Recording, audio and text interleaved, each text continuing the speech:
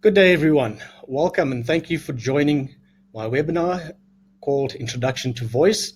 This is part one of a two-part series, and the purpose of this is to give an introduction to voice solutions, how Vox delivers some voice solutions, and basically give you the tools to be able to walk away from here understanding the voice technologies and solutions and being able to put together perhaps a quote for your end customer. Firstly, a little bit about myself. My name is Faisal Badat. I look after the voice product portfolio. That is SIP trunks, home user type phones, business user type solutions. And I've been with Vox for more than 18 years. Started off originally in operations as a support engineer, then as part of the product R&D team, moved into mainstream support and headed up operations for a number of years.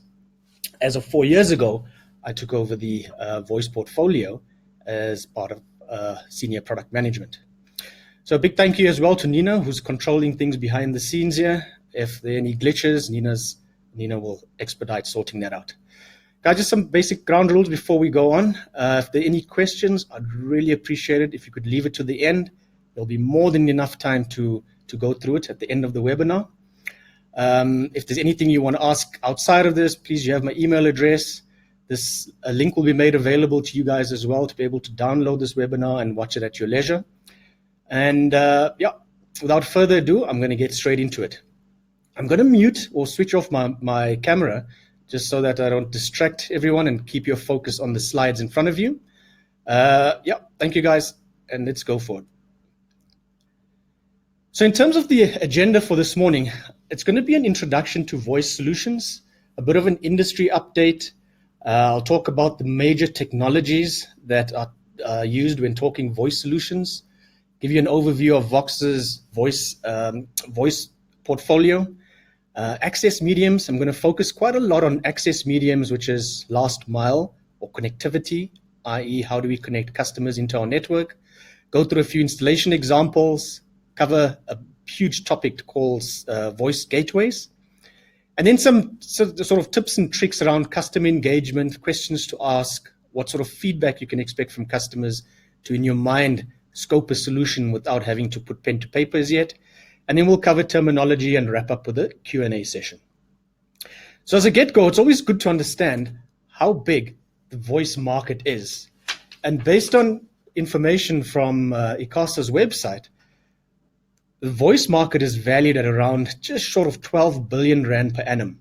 And to put that in context, we're talking about 12 billion rand that includes voice traffic, and I'm talking fixed line. This excludes mobile completely. So none of the mobile operators statistics have been pulled into this. It's purely fixed line operators like the likes of Vox, Telkom, Liquid, etc. So it's around 12 billion rand per annum. And if you notice on the slide in the red block, you'll see that that value used to be close to 16 billion rand 4 years ago. So it has come down, and I'll talk around the reasons or the challenges as to why that's reduced. But in a nutshell, what we're saying is this voice business, voice traffic, voice lines, voice line rental, etc., is around 12 billion rand per annum.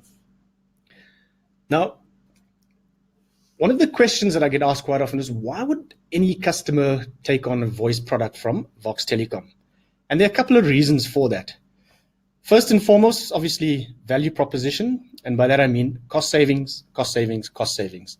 We've always maintained that we one of the lowest calling operators in the country. If we come across a deal or business partners come across a deal that we need to sharpen our pencil and go in with a better rate, 100% we're able to do that because we are a very small company and quick to make decisions of that nature to be able to gain the business. We also come up with unique products that cap telco or telecom spend by way of our uncapped calling voice products, where a business owner contracts in for some voice product and understands that the amount they're contracting in for is the be-all and end-all in terms of their voice billing. So at month end, they know exactly how much to budget for when it comes to voice services. There are other reasons like saving on monthly line rental. We're also fully fledged one-stop telco shop. You can get anything from Vox over and above voice services. There's cloud, hosted, backup, 101 other solutions, in fact, 160 odd other products that are within our portfolio, and obviously our world-class voice network that we base all of our voice solutions on. Target markets, there's no niche or single segment that we aim for. We cover voice services across all spectrums, from a single home user all the way through to small, medium businesses, as well as large enterprises who have perhaps on-site PBXs and wanting to plug into another provider to achieve some cost savings.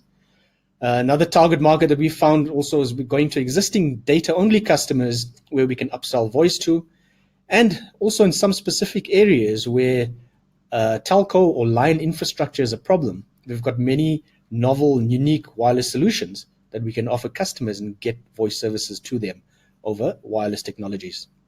As I mentioned earlier, I'm just going to go through one or two challenges. Deflationary effect due to interconnect rate reduction. So what this means is the value or the cost, the true cost of making a call has reduced over the last 10 years by in excess of 90%. So customers or yourselves who've been paying or are paying more now for calls than you were 10 years ago, you're simply being ripped off. Because the cost of calls have reduced, so should the retail. And that was the whole idea behind ICASA, regulating local interconnect rates. And I'll talk to you about that in a minute. The other challenge we also have, which I hope is not going to be a long-term challenge, is the fact that we can't port non-geographic numbers. We know ICASA is busy looking into it, and we are hopeful that it will still happen this year, that they turn the switch and allow porting of non-geographic numbers. But as it stands, we can't port those numbers. So let's talk a bit about the interconnect rate. And this is quite a busy slide, but I just want to draw your attention to the fact what I said earlier is interconnect is the rate that network operators pay each other to terminate calls. And let's use an example, a typical example. 10 years ago, if an MTN subscriber was calling, for example, a Vox subscriber, that MTN subscriber at some point MTN would have to hand over the call to Vox for Vox to terminate to the called party. And at that point, Vox would have charged 29 cents to MTN. The flip side of it was that at that point in time, that's 10 years ago, if a Vox subscriber was calling an MTN subscriber, at the point of handover or the point of interconnect, where Vox hands over the call to MTN, MTN got to charge Vox R1.25, which meant that the cost of a subscriber calling from Vox to MTN, the true cost to Vox was R1.25, whereas the flip side of it was only 29 cents. And hence it became a big discussion point, and ICASA came out with a mandate to reduce the cost of calls in South Africa, and they saw fit doing this by reducing interconnect rates. So what you're seeing in front of you is a timeline over the last 10 years, all the way through to October 2020, which is a year and a bit from now. And the rates you're seeing in yellow, those are mobile termination rates, i.e. that's what the mobile networks are allowed to charge. And there's still a bit of a differentiation between the two networks. There's MTN and Vodacom that are seen as the significant power. So they're allowed to charge, as it stands right now, 12 cents, whereas Cell C and Telkom Mobile get to charge 18 cents as an interconnect. And on Vox's side, at this point in time, we get to charge 10 cents. And so do other network, fixed line network providers get to charge 10 cents, except Telkom, which is still seen as a significant market power, they get to charge 9 cents. So the idea behind going through this is to give you an idea of the cost of calls, the true cost, true cost of calls based on interconnect rates. Obviously from here, there's still margins that get added on to be able to keep networks running, etc., etc. The reality is our customers, as well as your customers, should be paying a lot less now than they were 10 years ago. If they're not, then you've got all the more reason to bring them over to Vox and quote them on one of our rate plans. Okay, moving on to key components that make up a voice solution. It's really 5 main components that are required. There's connectivity, and this is regardless of whether the customer is a home user, business user, or large enterprise. There needs to be some form of connectivity for that customer, the site, to be able to plug into Vox's network. We also have something called a voice gateway, and this is an optional item. Voice gateway is primarily put down to integrate older technology, i.e. Legacy type PBXs, analog or digital type PBXs that a customer may have, not willing to forklift and replace, but we'll be able to put down a voice gateway and make sure that that PBX integrates with our network. We then need something called a rate plan. We've got either uncapped rate plans or well-priced per second billing rate plans for businesses. Then there's number porting, and if there's an opportunity to upsell and get a PBX deal out of this, I've added that in as well. These are the main 5 components required for a voice solution. So moving on to technologies. So the 3 main forms of technologies you'll come across when engaging with a customer, and we're talking about what type of technology the PBX on site is running, will fall into either analog, digital, and digital has 2 variants. There's digital ISDN BRI, basic rate, digital ISDN PRI, primary rate. And then the third is VoIP. So I'm just going to give you a quick overview of what analog actually means. It's a simple analog telephone line is a voice circuit historically made from copper that runs from the local exchange, in our case Telkom, to the home or office of your customer. It's also referred to as POTS, P-O-T-S, short for plain old telephone service. And generally, customer gets one phone number with one service, and if one call is made and someone tries to call into that number, they're going to get a busy signal. So it's really very restrictive in that you need one pair of copper wires for every single call that's being made. And these calls are still running over something that's called circuit switched networks. So if you can imagine the calling party to the called party, there's almost physically a direct connection between the two, excuse me, requiring a dedicated circuit for that one call. Obviously, as more and more calls need to be made, more and more copper needs to be put in the ground, and it became really expensive and really restrictive in terms of growth. So the next step in the evolution was moving to digital. And by part of digital, it was split into 2 forms. There's digital ISDN, which stands for Integrated Services Digital Network, BRI, or Basic Rate Interface, and ISDN, PRI. So what happened over an ISDN BRI is that you can now compress and run up to 2 calls, still utilizing copper in the back end, although in newest installations they do use fiber. But the idea was to maximize and leverage off the existing copper in the ground and be able to put more calls over those copper pairs than we traditionally could have over using analog. So in a nutshell, ISDN BRI offers 2 voice calls over a single speech channel or single copper channel, whereas ISDN PRI can go up to 30 channels, i.e. 30 concurrent calls over four wires. So it really helped in terms of moving away from that restrictive or the restriction of having just copper in the ground. We didn't have to put down more copper. We could now squeeze more calls across it using digital technologies. And then came VoIP. It was in 2005 when we launched our initial VoIP network, got our first customers live. And the idea behind VoIP was to be able to take voice calls, convert them to packets of data, and run them over any internet link. Now, we do it over many different ways. For bigger customers, we have direct links into their networks to give them the highest quality of calling over their VoIP network and the highest quality or experience. It can be run over a typical internet link or broadband link like ADSL, like LTE, LTEA, etc., etc. So VoIP really revolutionized the way voice works, and we could now take many calls and put them over this data IP layer. All we needed on both ends of the circuit was something that will convert it from what the ear can hear, which is analog, and into digital to be able to transit it across the line. So that, guys, is really just the 3 types of technologies in a nutshell. I encourage you to go and read up more. There's tons and tons of this available on the internet to be able to read through and get a better understanding of these technologies. In terms of the next slide here, I want to talk very briefly about our voice network.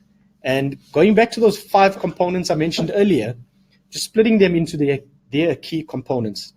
So I'll start off on the left-hand side. We have something called CPE. That's an acronym that's short for customer premise equipment. And as the name suggests, CPE, customer premise equipment, is what is it that a customer has on site in terms of telephony. So there's something called a PBX, there's VGW, which is short for voice gateway, there's a router. The next broad area is access medium, and access medium, in layman's terms, purely means how do we connect that customer to our core network. It could be over anything like fiber, Diginet, wireless, ADSL, LTE, and many, many other forms. And then there's our core voice network, where calls are routed to other interconnect providers. Like I mentioned earlier, we've got interconnects with all of our major providers in the country, and these are direct IP interconnects. So we gain the benefit from choosing the least cost or the lowest cost for interconnecting with all of the other providers out there. I'm going to now split and go into CPE in terms of what is it that we expect a PBX to do. So a PBX in layman's terms allows many users, typically extension users, who can also further be divided into analog, digital, or IP users. It gives many users access to premium trunk lines. And trunk lines are the lines that connect the PBX into the outside world. For example, a trunk line from Vox or a SIP trunk from Vox gives the ability for those users connected to that PBX to call anywhere in the world utilizing Vox's network. Typically, a PBX will also have a TMS connected to it, and the TMS is short for telephone management system, which purely allows the administrator on site of that PBX to keep check and controls on who's making calls, costs, time spent on calls, etc., etc. The next thing before the PBX is our voice gateway, for short, VGW. And as I mentioned earlier, the only time we'll ever need a voice gateway is if the PBX is either analog or digital. If you come across an opportunity where the customer has a fully fledged SIP-enabled PBX, there is no need for a voice gateway, because the voice gateway, the real job of the voice gateway is to convert analog or digital or ISDN, is to convert those into voice over IP packets that can be routed into our network. So again, I'm just going to be clear on that point. The only time you really need a voice gateway is if the PBX on site is an analog or ISDN type PBX. If it's a fully fledged SIP-enabled PBX and complies with all of the SIP requirements, there's no need for any voice gateway. We could plug our SIP trunk from the router on site directly into that PBX. We then look at last mile, access links, also known as connectivity. That's the connection layer or the connectivity layer between our Vox core network and the customer. As I mentioned earlier, there are tons and tons of various ways in which to connect customers into our network. There's a multitude of Vox fiber links. There's still showing Diginet on here because we've still got tons and tons of customers in the early days who we connected onto our voice network using Diginet. I do understand it's become end of life. I think it's 2021 or 22 from Telkom side. There's many wireless solutions, Vox Wireless, a whole bunch of suppliers that we use on our back end as well, like Comsol, etc. And then there's also broadband type solutions like ADSL, LTE, LTEA. Any one of these forms of connectivity will suffice. However, be wary when dealing with bigger businesses. You want to give them dedicated last mile. And I'm just going to pause for a second here to explain the difference between dedicated and contended last mile. Dedicated last mile means we're providing connectivity to the customer that is dedicated. There's a portion of that link that is purely used for voice or voice over IP. Contended last mile is similar to a broadband solution where voice, data, video, any packet that goes across the link is treated the same. There isn't any quality of service that can be applied to voice. So tread a little carefully when offering broadband as a solution to a large customer that expects high quality voice. So it's contended, i.e. broadband, and dedicated, which is, as the name suggests, dedicated link for voice. I'm going to then look at our Vox core network. And guys, I'm not getting into any major detail here. Suffice to say that we have equipment called session border controllers, SBCs for short, that customers connect into our network via. It gives us added layer of protection and security. And within our core network, our voice platform is run off a platform called Porter One. And we have many, many interconnects with all of the major local providers, as well as a number of international providers, to ensure that we get the lowest calling charge when routing calls to other networks. Just moving on to talk a bit about number porting. So the question comes up quite often is, what is number porting? So there are two types. There's geographic number porting and there's mobile number porting.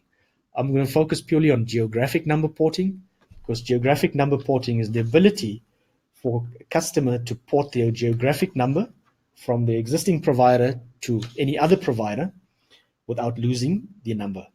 So it makes it easier for businesses to move from operator to operator by not having to change their number and re-advertise, etc.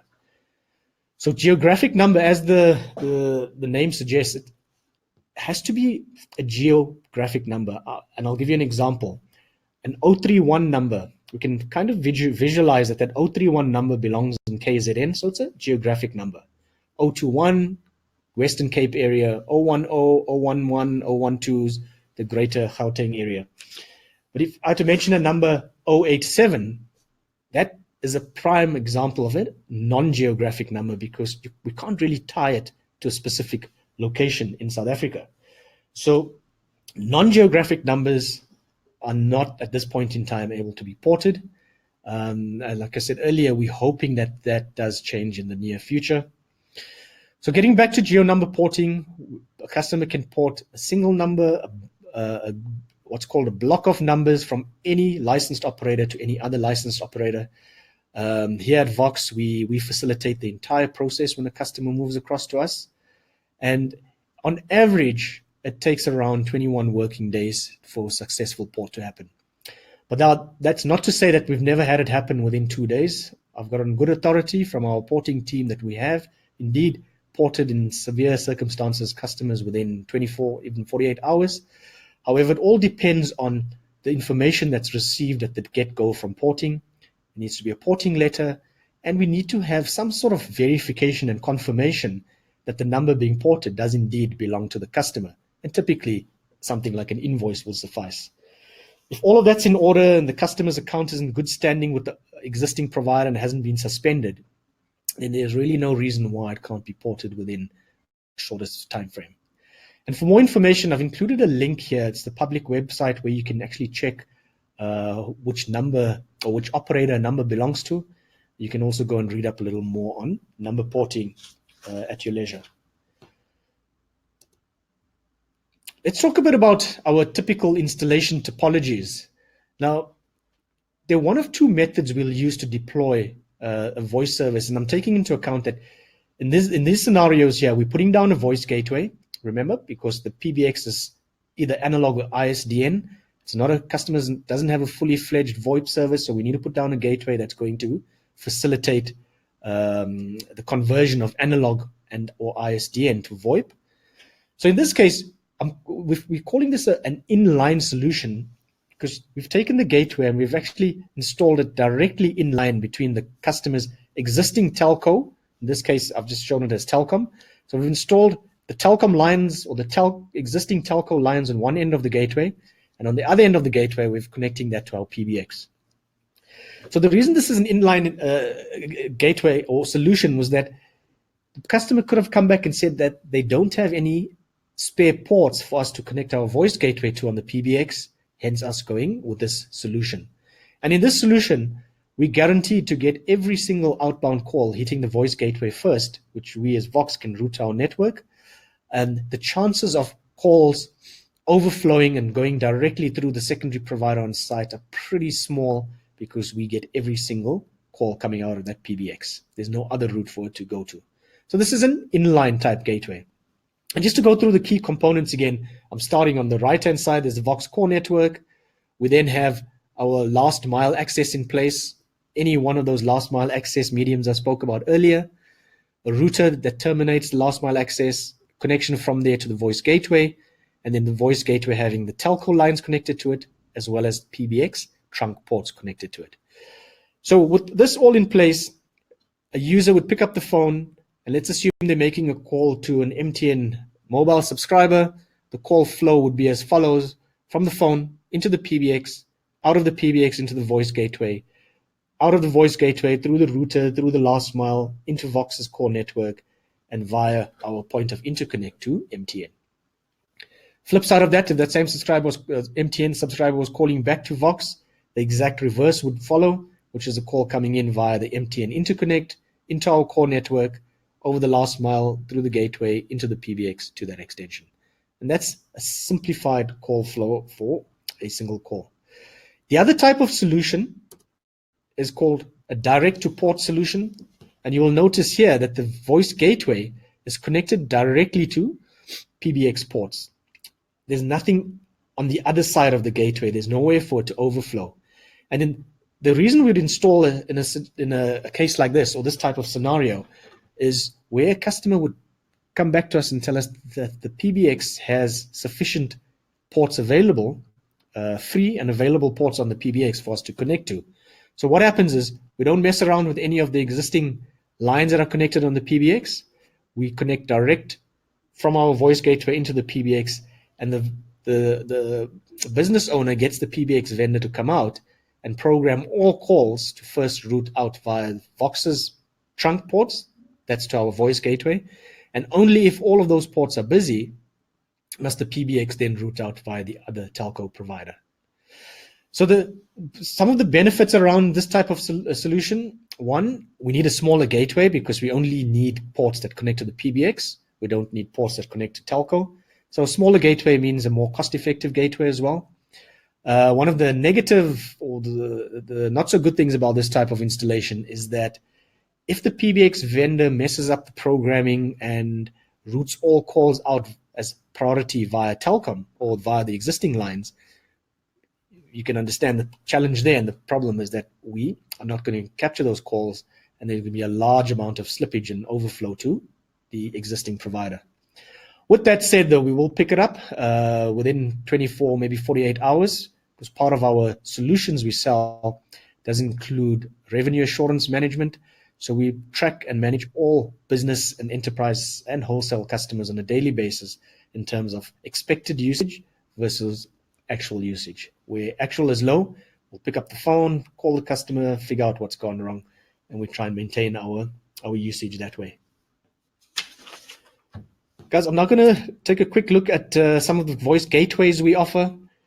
As I said, and I've probably said this 5 times already, but I'll say it again. The only reason you need a voice gateway is if the PBX on site is an analog or digital PBX. So we have gateways that support anything from a 2-port analog all the way up to 8-port, and then we can double up on that and make it 16 ports and 24 ports and keep going to cover any requirement from an analog and or ISDN BRI point of view. On the off chance that a customer does have a fully fledged voice over IP PBX, however, we find out later that the customer doesn't have all of the necessary licenses. For example, things like codecs haven't been licensed on the PBX, and it's going to cost an arm and leg to get it licensed. We can offer something called an SBC. It's a smaller session border controller that will go on site. Starts off at 16 ports and goes all the way up to 90 ports. And what the session border controller will do will fix up those types of anomalies. For example, if a specific codec is not available on the PBX, the SBC will accept the call, convert it to the codec that we require, and then push it out to Vox. If there's some sort of timer that the PBX can't do, maybe a payload time of 20 milliseconds isn't available on the PBX, the SBC will sort that out. So in layman's terms, the SBC gives us security and as well as a number of fixes in terms of how the call is presented to our core network. Let's talk a bit about the engagement with customer or prospect. So one of the first questions we may want to ask the customer, or one of the talking points is, so Mr. Customer, how much are you paying for your voice calls, and did you know I can save you up to 50%? And the reality is that's exactly what we can do at Voxes. Take a customer's existing billing, apply one of our standard rate plans, and more than likely go back to the customer with a savings of in excess of 50% on our standard rate plans. Other things was, did you know, Mr. Customer, we have uncapped calling plans, so you you get charged a monthly fee that includes all of your voice calls, all local calls, including some international calls, and the amount you see is the amount you pay. You're not going to pay a cent more. Also, save on your fixed line infrastructure by combining voice with our fiber services. Customers get to save on total fixed line infrastructure in that they've got the internet and voice services over the same type of infrastructure. And with all of our fiber services, we guarantee, or fiber to the business services, should I say, we guarantee voice quality over that. Other questions to ask when engaging with a prospect or customer, which is, and these questions are asked just to kind of suss out what size link you're going to need should you want to run dedicated voice over the last mile. So question number one is, how many extension users are there on site? What's your current telco spend? And based on the current spend, try and request 2 invoices as well, just to confirm that the spend that the customer is giving you is actually true. Try and get invoices that are not December, Jan, or April from his current telco provider. And the reason for that is that those months are typically slower months. There's lots of holidays, so you expect voice usage to be minimal. Try and get 2 invoices from any other months. And then we also have an option where if you get these invoices, and let's assume the customers with Telkom, you can mail it through to our TMS department, and they'll run something called a SALI, a Site Analyzer Report. So what it does is we put it into our telephone management system. We'll calculate all of the calls that were run over the other operator and come back to you within 48 hours with a nice looking SALI report or Site Analyzer Report that shows you exactly how much the customer would have saved on that same invoice had they been with Vox. It'll show you exactly how many concurrent calls they're making, maximum, minimum, and mean average. And it's really a good looking report that you can go to a customer with and show them the true value proposition behind Vox's voice services. Other questions you want to ask as well is, who's your current PBX vendor? Because remember, in most cases, in fact, in all cases where the customer has a non-Vox vendor, they may have to call that vendor out to be able to confirm if there are spare ports on the PBX and confirm whether we need a voice gateway or not. And also if it is a SIP-enabled PBX, to ensure whether we need a SIP questionnaire to be completed or not. Ask what type of numbers the customer has. There may be 1 or 2 non-geographic numbers lurking in there, which we may not be able to port. However, we would be able to still route calls using another product of ours.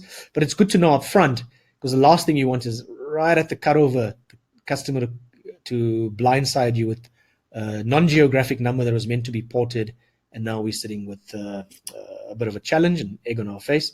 Ask up front, and preferably get an invoice to confirm the numbers as well. Then let's look at calculating the number of voice channels required. And this is really just a rule of thumb. So there's the SALI report I mentioned earlier, which is really accurate and will tell you exactly how many voice channels you need for the customer. The other rule of thumb is that for every 1,500 minutes that's routed, you need 1 voice channel. As an example, I've shown if total outbound minutes equals 15,000 minutes, then the number of voice channels required is 15,000 divided by 1,500, which is 10. Something else that I failed to mention on this earlier slide, guys, sorry for that, is you can also take the number of users and divide it by 3. So if you have 9 users on site, you're going to need 3 voice channels. It's a good rule of thumb. It's worked well for us so far for a typical or an average business. Obviously, if you're talking about large call centers with massive amounts of outbound calls, please don't use those rules. Let's try and do SALI reports and be a little more scientific around it. But as I said, the rule of thumb, for every 3 users, you need 1 trunk line, or for every 1,500 minutes, you need 1 trunk line. Then determining the size of the link, it's the number of channels times 32 kilobits. So if we use the example that I mentioned just now, where a customer requires 10 voice channels, 10 times 32 is 320 kilobits, which is just short of half a meg.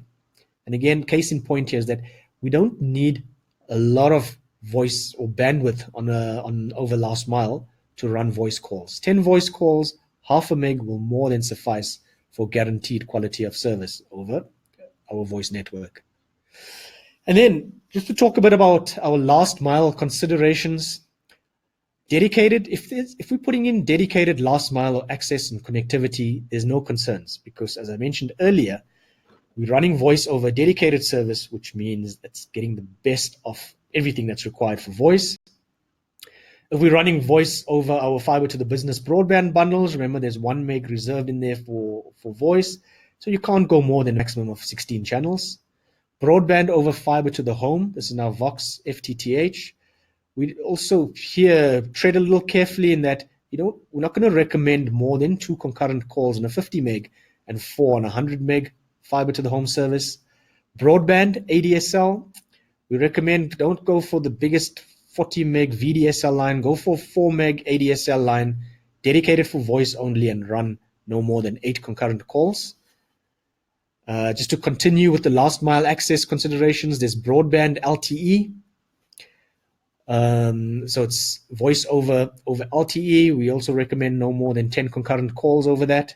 And then I get this question quite often. So my customer's got some other providers link in place. It's an internet link.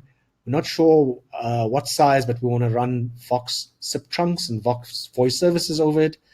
Guys, we try and steer clear from that because you know what it's like running voice over someone else's last mile. We really have no idea how that call gets into our voice network, over which public interface, and we have zero control over the quality of the call.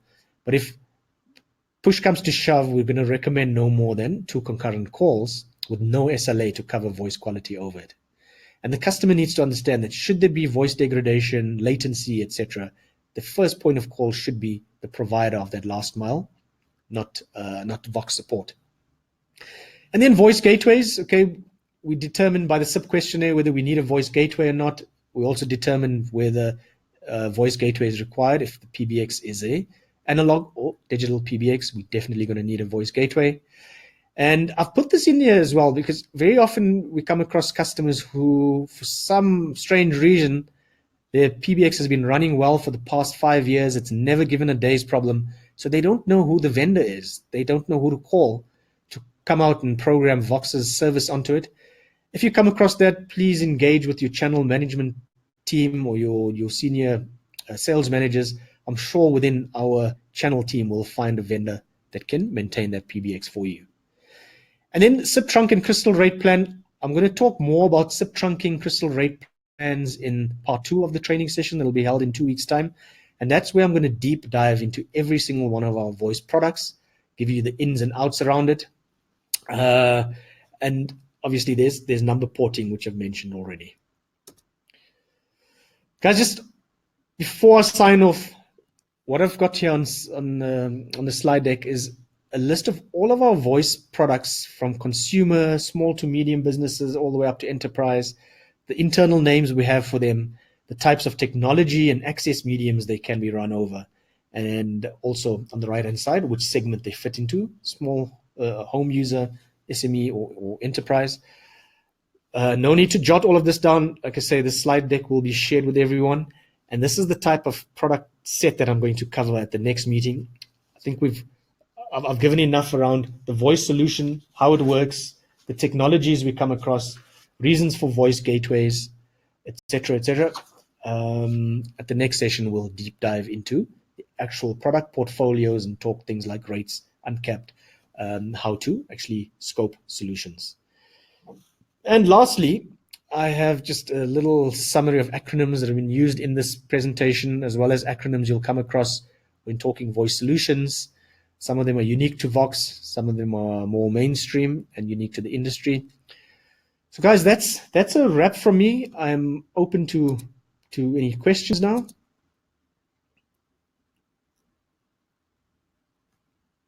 I'm just going to mute for a second.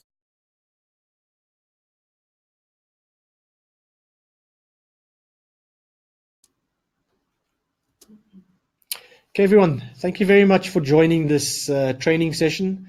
I really do hope you found value in it. As I said earlier, we're going to make this available to anyone who would like to go over it at your own pace.